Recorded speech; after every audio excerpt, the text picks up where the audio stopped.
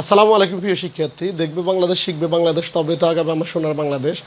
2024-এ যারা এইচএসসি পরীক্ষা দিবে তাদের জন্য হচ্ছে যে আমি স্টেপ বাই স্টেপ অঙ্কগুলো নিয়ে আসার কথা ছিল, বা আমি ফার্স্ট পেপার সেকেন্ড পেপার 2 দিন ফার্স্ট পেপার 3 দিন সেকেন্ড পেপার এইভাবে করার কথা ছিল। যাদেরকে আমি সরাসরি ক্লাস করাই, ওই ক্লাসগুলোই তোমাদেরকে যারা ভিডিও দেখো তাদের জন্য এই ক্লাসগুলো আসলে ভিডিও দেখে যাতে করতে পারো। ওদেরকে আমি 1 ঘন্টার মধ্যে যে ক্লাসটা করি ওইটা হচ্ছে 10 বা 15 মিনিট 20 মিনিটের মধ্যে আমি চেষ্টা করতেছি যে তোমরা যারা আমার ইউটিউবের ভিডিওগুলো দেখো যাতে তারাও উপকৃত, তারাও যাতে ভালো রেজাল্ট করতে পারো, এই জন্য আমি ভিডিওগুলো।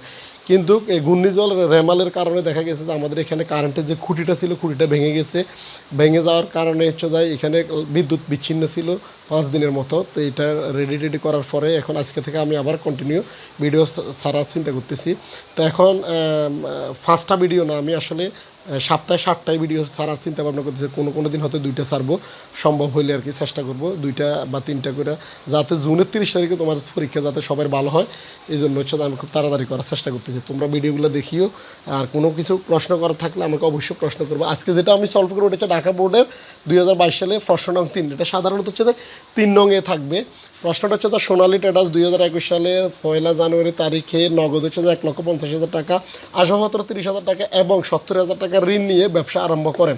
তার প্রথম তারিখ হচ্ছে যে এই জিনিসগুলো নিয়ে আসছে।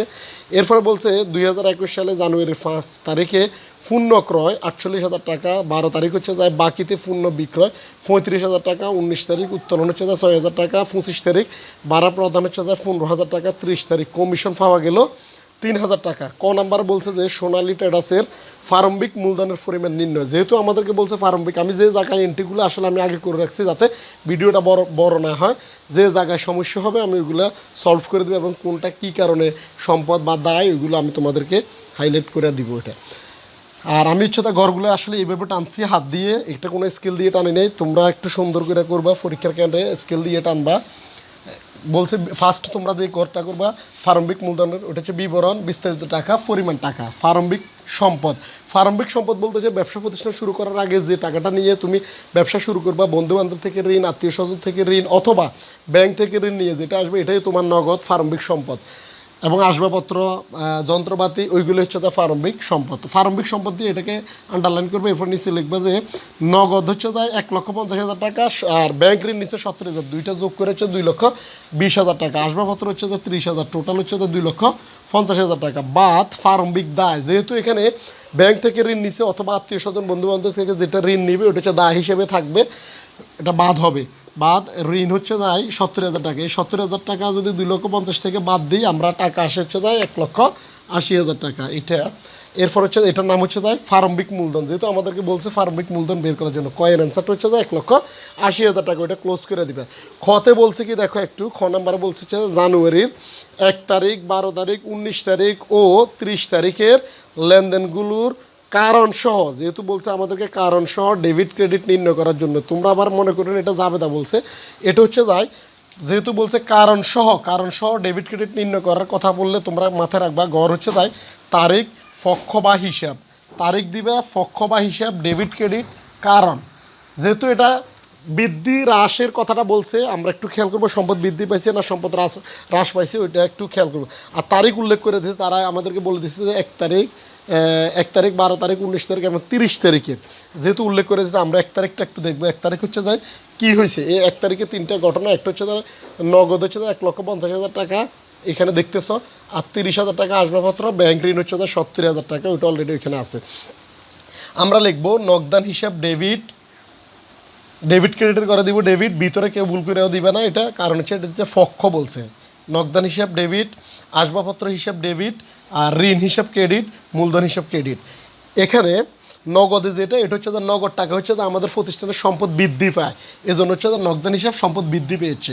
আসবাবপত্রটা হচ্ছে আমাদের সম্পদ বৃদ্ধি পেয়েছে। ঋণ হচ্ছে দায়, যেহেতু ঋণ নিছি আমরা দায়টা বৃদ্ধি পেয়েছে। ঋণ নিলে কি হয়, দায় বৃদ্ধি পায়। ঋণ যদি আরও একজন থেকে নেওয়া হয় আবারও দায় বৃদ্ধি পাবে, এইভাবে হচ্ছে এটা বৃদ্ধি পেতে, এটা ক্রেডিট দিকে যাবে। বাকিটা হচ্ছে দায়, এগুলো সবটি হচ্ছে প্রতিষ্ঠানের মূলধন। এটা কি মালিকানা শর্ত বৃদ্ধি পেয়েছে। এরপরে বলছে তারা আমাদেরকে 12 তারিখের কথা, আমরা দেখবো 12 তারিখে কী বলছে। 12 তারিখে বলছে বাকিতে পূর্ণ বিক্রয়। সুতরাং বাকিতে বিক্রয় বললে তোমরা এটা লিখতে পারবা দেনাদারও লিখতে পারবো অথবা প্রাপ্য শব্দটা ইউজ করতে পারবো। প্রাপ্য হিসাব আর হচ্ছে তাই বিক্রয় হিসাব, এই দুইটা জিনিস দিলে হবে। প্রাপ্য হিসাব হচ্ছে তাই ডেবিট আর বিক্রয় হিসাব হচ্ছে তাই ক্রেডিট। এখানে প্রাপ্য হিসাব হচ্ছে তাই সম্পদ বৃদ্ধি আর হচ্ছে তাই বিক্রয় করলে আয় বৃদ্ধি পায়। আমরা বিক্রি করলে ন্যূনতম একটা না একটা প্রফিটে বিক্রি করি আমরা, এই জন্য হচ্ছে যে এটা হচ্ছে তাই বিক্রয় হচ্ছে তাই সবসময় আয় বৃদ্ধি পায়। কেমন? এরপরের প্রশ্নটা হচ্ছে তাই আমাদের এখানে 19 নাম্বারটা আমরা দেখব। 19 তারিখ বলছে যে উত্তোলন 6000 টাকা, উত্তোলন হিসাব ডেবিট আর হচ্ছে তাই নগদান হিসাব ক্রেডিট। উত্তোলন ডেবিট, নগদান ক্রেডিট। এখানে বলছে যেহেতু উত্তোলন করছে, উত্তোলন হচ্ছে সম্পদ হ্রাস। আমি যদি আমার প্রতিষ্ঠান আমার সোয়েলস কেয়ার থেকে যদি আমি কোনো টাকা যদি উত্তোলন করি, আমার নিজের ব্যক্তিগত বাড়ির বাজার খরচ, ছেলেমেয়ের স্কুলের বেতন এরকম যদি হয়, তাহলে হচ্ছে আমার এই প্রতিষ্ঠান থেকে টাকাটা কীভাবে সম্পদ হ্রাস পাবে, আমার প্রতিষ্ঠান থেকে টাকাটা কমবে। সুতরাং এটা হচ্ছে যে আমরা লিখবো সম্পদ হ্রাস। আর নগদান, নগদ টাকাটা যেহেতু বের হয়ে গেছে, মালিকানা শর্ত হ্রাস পেয়েছে, তার মানে দুইটা জিনিস হ্রাস পেয়েছে। যেহেতু এখানে আরেকটা এন্ট্রি আসতেছে না, আমি ওইটা রেখে দিছি, ওই এন্ট্রিটা করবো। প্লাস সাথে হচ্ছে গ নম্বরটা করবো। তোমরা ভিডিওটা না টেনে পুরো ভিডিওটা দেখো, ইনশাল্লাহ তোমাদের 100% ভালো রেজাল্ট করতে পারবে, এটা আমি একবার গ্যারান্টি দিয়ে বলতেছি।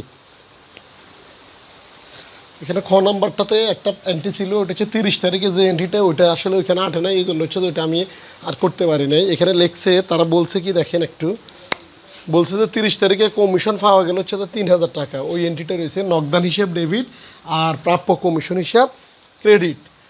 যেহেতু বলছে নগদান হিসাব ডেবিট, নগদ যদি আমরা কমিশন কোনো জায়গায় যদি আমরা টাকা জমা করি বা কোনো জায়গায় ওই টাকা থেকে যদি আমাদের কমিশন আসে, তাইলে হচ্ছে যে আমাদের সম্পদ বৃদ্ধি পায়। ওইখানে কি হবে, আমাদের সম্পদ বৃদ্ধি পাবে নগদ টাকাটা। আর কমিশন থেকে যেহেতু আসছে, প্রাপ্য কমিশন হিসাব থেকে যেহেতু টাকাটা আসছে, ওইটা হচ্ছে যে আয় বৃদ্ধি পেয়েছে। ঘ নাম্বারটাতে বলছে যেটা, ওইটা বলছে হচ্ছে তাই জানুয়ারির 1, 5, 12 এবং 19 তারিখের লেনদেনগুলো হিসাব সমীকরণের প্রভাব। এই কথাটা একটু খেয়াল করবে তোমরা। যখন বলবো হিসাব সমীকরণের প্রভাব, তখন হচ্ছে যে আমরা গড়টা করবো হচ্ছে যে তারিখ, সম্পদ, দায়, মালিকানা শর্ত।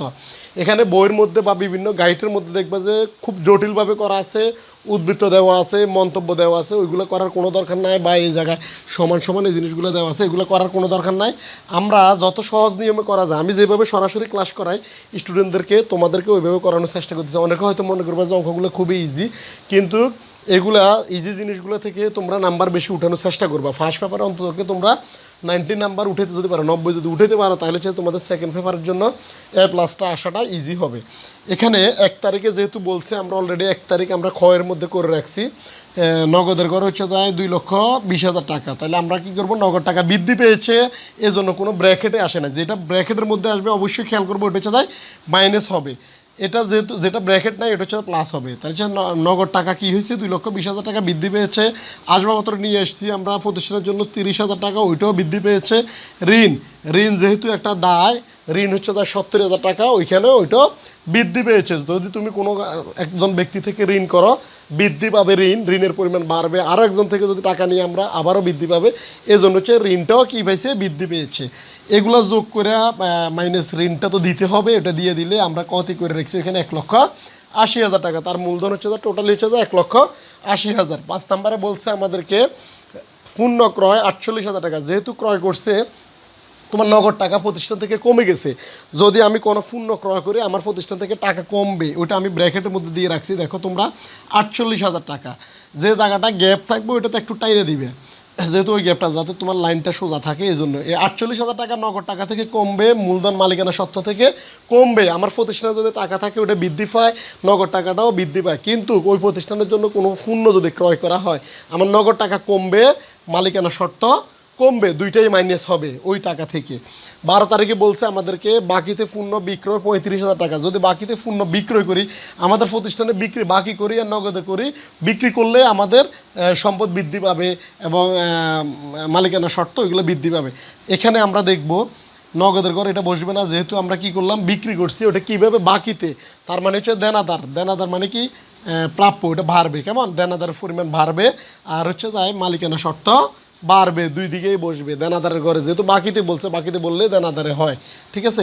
এর পরবর্তী প্রশ্নটা হচ্ছে যায় 19 তারিখ। 19 তারিখ বলছে উত্তোলন 6,000 টাকা। উত্তোলন যদি করে, ওইটা তো আমি আসলে খতে একটু তোমাদেরকে বোঝানোর চেষ্টা করছি। এটা উত্তোলন করলে হচ্ছে নগদ টাকা কমবে, মালিকানা শর্ত কমবে। তাহলে হচ্ছে দুই দিকে কমলো, নগদ টাকা কমছে আর কি মালিকানা শর্ত কমলো। এখন যে জিনিসটা করবে খুব ইজিভাবে করার চেষ্টা করবে তোমরা, সম্পদের টাকে পুরোটা টানবা, যেহেতু ফিনচিল দিয়ে গড় করবা, ইরেজার দিয়ে এটা মুছে ফেলবা, মুছার পর হচ্ছে যায় এখানে 2,20,000 থেকে 48,000 বাদ দিবে, 6,000 টাকা বাদ দিবে, আর থাকবে 1,66,000 টাকা। এরপর হচ্ছে যায় আসবাবপত্র, তো এখানে কোনো মাইনাস নাই, এটা সরাসরি 30,000 টাকা নামাই ফেলবা। দেনাদারের দিকে 35,000, ওটা সরাসরি নামাইবা। তিনোটা যোগ করলে হচ্ছে যায় 2,31,000 টাকা, ওটা ক্লোজ করে দিবে। দায়ের দিকে হচ্ছে যায় 70,000, যেহেতু এটা মাইনাসের কোনো ফিগার নাই, কোনো টাকা দেয় নাই, এখানে 70,000 নামবে, আর এখানে হচ্ছে যায় 1,80,000 থেকে 48,000 বাদ, আর 35,000 টাকা যোগ হবে। তারপরে হচ্ছে 6,000 টাকা বাদ দিলে হচ্ছে যায় 1,61,000 টাকা আসবে। এখানে দুইটা যোগ করলে হচ্ছে যায় 2,31,000 টাকা। অবশ্যই সমীকরণের প্রভাবের দিকটা দুইটা সাইডে মিলবে, এটা সমান এটা হবে টাকাটা।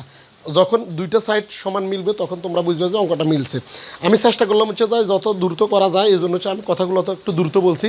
তোমরা ভিডিওটা বারবার টেনে দেখবা, আর হচ্ছে যাই অবশ্যই নোট করবা, এই কথাটা আমি বারবার বলতেছি যাতে তোমাদের 2024 সালে প্রত্যেকের রেজাল্ট ভালো হয়। আর এটা হচ্ছে যে ফার্স্ট ইয়ারে যারা নতুন ভর্তি হইবে তারা এই অঙ্কগুলো করলে অত বেশি কষ্ট করা লাগবে না। তো এই ছিল আজকের ভিডিও। দেখা হচ্ছে পরবর্তী ভিডিও আরেকটা ভিডিওতে। ততক্ষণ পর্যন্ত সবাই ভালো থাকো, সুস্থ থাকো। আর যারা আমার চ্যানেলটিকে সাবস্ক্রাইব করছো তাদেরকে অসংখ্য ধন্যবাদ। যারা এখন আমার চ্যানেলটিকে সাবস্ক্রাইব করে নেয় অবশ্যই আমার চ্যানেলটিকে সাবস্ক্রাইব করে দিবে।